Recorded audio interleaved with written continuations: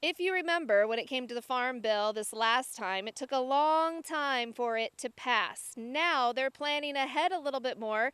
Here's NTV's Steve White with more. I remember what that last farm bill looked like, and it dragged on forever.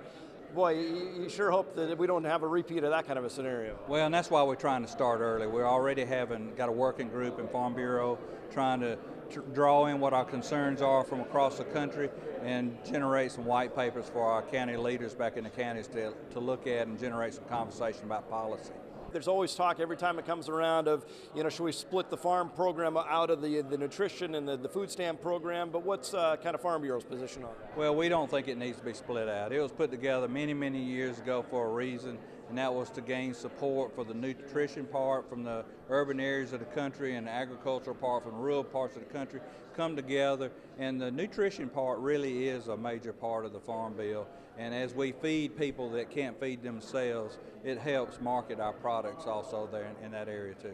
Certainly the last go around was pretty frustrating, wasn't it? It was frustrating. That's the reason we're starting early. We're hoping we can cut out some of that frustration. And if we can bring some unity to the groups, maybe we can cut out some of the frustration. When we look at agriculture as being really a couple of percent of this country, is it important for groups like Farm Bureau and all the different commodity organizations, certainly not all going to be on the same page on every issue, but to be unified on a lot of things, do you think that's going to be critical?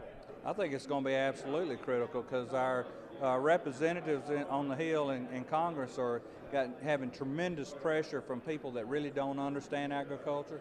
So our education to the people that's on the Hill and the education to our neighbors and friends that aren't involved in agriculture is vitally important in getting this next Farm Bill written. Plus, there's the whole thing that we don't know who our next president is going to be and what that administration's role in the new Farm Bill will be.